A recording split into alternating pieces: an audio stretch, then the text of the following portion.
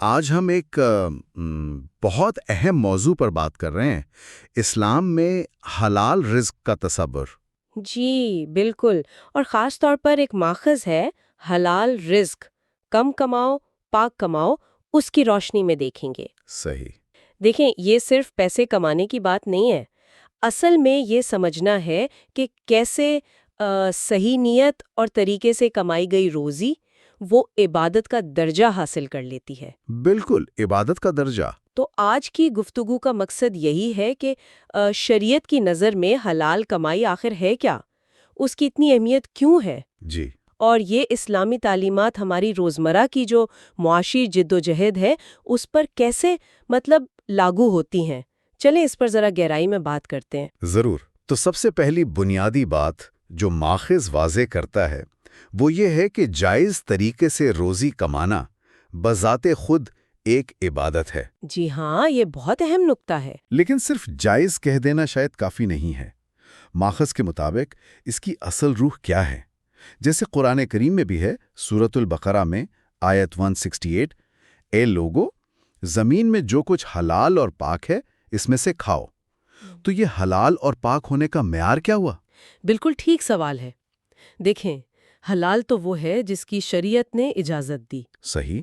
اور پاک یعنی طیب کا جو پہلو ہے وہ اس میں ایک نفاست، ایک اچھائی، صحت کا عنصر بھی شامل کرتا ہے۔ ماخذ اسی پر زور دیتا ہے کہ حلال کمائی وہ ہے جو ہر قسم کے، آپ کہہ لیں، جھوٹ سے پاک ہو، اچھا۔ دھوکہ دہی نہ ہو، کسی کا حق نہ مارا گیا ہو، اور خاص طور پر سود سے بالکل پاک ہو۔ سود سے پاک، یہ بہت اہم ہے۔ جی بہت اہم، اور اس کی کچھ واضح علامات بھی بتائی گئی ہیں، جیسے یہ اپنی محنت سے کمائی گئی ہو، اس میں جو دوسرے لوگ جڑے ہیں، ملازمین ہیں، گاہک ہیں، شراکت دار ہیں، ان کے حقوق پوری ایمانداری سے ادا کیے گئے ہوں۔ صحیح صحیح۔ اور یہ کسی بھی قسم کے استحصالی یا غیر قانونی طریقے سے حاصل نہ کی گئی ہو۔ ماخذ میں ایک بہت خوبصورت دعا بھی سکھائی گئی ہے۔ اچھا، کون سی؟ وہ اس تصور کی جامعیت کو ظاہر کرتی ہے۔ اے اللہ، مجھے اپنے حلال کے ذریعے اپنے حرام سے کافی ہو جا، اور اپنے فضل سے مجھے اپنے سوا سب سے بے نیاز کر دے۔ سبحان اللہ۔ تو یہاں دلچسپ بات یہ ہے کہ یہ صرف کوئی مالی اصول نہیں ہے، یہ ایک پورا اخلاقی ضابطہ ہے، ایک طرز زندگی ہے۔ یہ تو ہوئی حلال کمائی کی، لیکن ماخذ میں حرام ذرائع آمدن کے اثرات پر بھی بات ہوئی ہیں، اور وہ تو کافی سنگین لگتے ہیں۔ اس پر کچھ روشنی ڈالیں گی؟ جی ہاں بالکل، اور ماخذ اس معاملے میں بہت واضح ہے۔ حرام کمائی کا سب سے خطرناک اثر وہ یہ بتاتا ہے کہ اس سے انسان کی دعائیں قبول نہیں ہوتیں۔ اوہ، یہ تو بڑی بات ہے۔ جی، تصور کریں کہ ایک شخص عبادت بھی کر رہا ہے، مگر اس کی کمائی، اس کا کھانا پینا اگر حرام کا ہے تو دعا کیسے قبول ہوگی؟ واقعی۔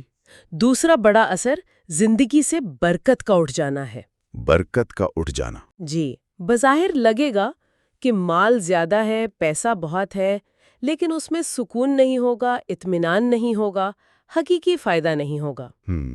ماخذ خاص طور پر سود اور جوئے کو تباہ کن قرار دیتا ہے کہ یہ نہ صرف معاشی عدم استحکام لاتے ہیں بلکہ معاشرتی بگاڑ اور روحانی بے چینی کا بھی سبب بنتے ہیں۔ صحیح۔ اور ایک حدیث مبارکہ کا مفہوم تو وہ دل دہلا دینے والا ہے کہ وہ جسم جسے حرام سے پالا گیا ہو وہ جنت میں داخل نہیں ہوگا۔ اللہ اکبر۔ تو یہ صرف کوئی مالی بے ضابطگی نہیں ہے، یہ تو آخرت کی ناکامی کا، آپ کہہ لیں، پیش خیمہ ہے۔ یہ برکت کا تصور جو ہے یہ بہت دلچسپ ہے۔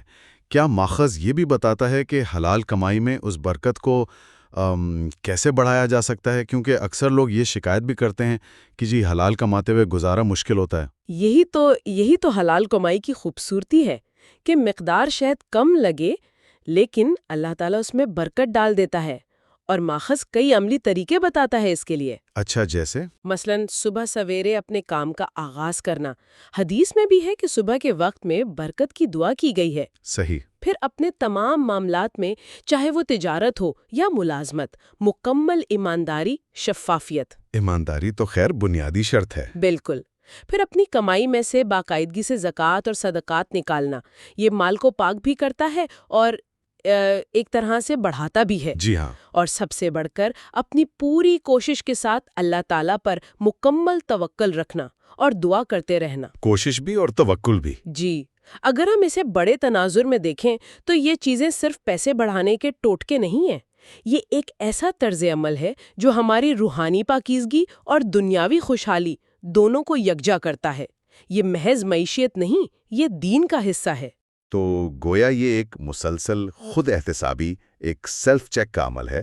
کیا ماخذ کوئی ایسا طریقہ یا کوئی پیمانہ بتاتا ہے جس سے کوئی شخص اپنی کمائی کو پرکھ سکے کہ وہ واقعی حلال ہے، بابرکت ہے یا نہیں؟ جی، ماخذ ایک طرح کا سیلف چیک فارمولا آپ کہہ لیں تجویز کرتا ہے۔ ہمیں خود سے یہ بنیادی سوالات پوچھنے چاہیے۔ کیا سوالات؟ کہ کیا میری کمائی کے حصول میں کسی انسان پر یا جانور پر بھی کوئی ظلم تو نہیں ہوا؟ اچھا، کیا میں نے اپنا مال بیچتے ہوئے یا اپنی خدمات دیتے ہوئے کسی کو دھوکہ تو نہیں دیا؟ ٹھیک۔ کیا میں اس کمائی میں سے اللہ کا حق یعنی زکوٰۃ وہ ادا کر رہا ہوں یا کر رہی ہوں؟ کیا میرا کاروبار یا ملازمت کہیں شریعت کے اصولوں سے ٹکراتا تو نہیں؟ یہ سوالات ہمیں اپنی کمائی کا جائزہ لینے میں مدد دیتے ہیں۔ یہ تو بہت عملی بات ہے۔ جی، اس کے علاوہ ماخذ بابرکت رزق کے لیے کچھ مخصوص دعاؤں کی تلقین بھی کرتا ہے، جیسے کام شروع کرنے سے پہلے بسم اللہ توکلت علی اللہ پڑھنا۔ اللہ کے نام سے شروع اور اسی پر بھروسہ۔ بالکل، یہ چھوٹی چھوٹی چیزیں ہیں، لیکن یہ نیت کو درست رکھنے اور اللہ کی مدد حاصل کرنے کا ذریعہ بنتی ہیں۔ بہت خوب۔ تو گفتگو کا خلاصہ میرا خیال ہے یہی بنتا ہے کہ اسلام میں حلال رزق کا جو تصور ہے وہ صرف مالی لین دین تک محدود نہیں ہے۔ صحیح۔ یہ ایک مسلمان کے ایمان سے جڑا ہے، اس کے کردار سے، اس کی عبادات کی قبولیت سے، اس کی زندگی میں سکون اور برکت سے، اور بالآخر اس کی اخروی نجات سے گہرا تعلق رکھتا ہے۔ بالکل۔ ماخذ ہمیں یہی سکھاتا ہے کہ رزق کے حصول کے لیے شعوری کوشش کرنی چاہیے، پوری طرح جانچ پڑتال کرنی چاہیے کہ وہ حلال اور پاک ہو، اور ساتھ ہی اپنی تمام تر کوششوں کے باوجود نتیجہ اللہ تعالیٰ پر چھوڑ دینا چاہیے۔ یہی توکل ہے۔ بہترین۔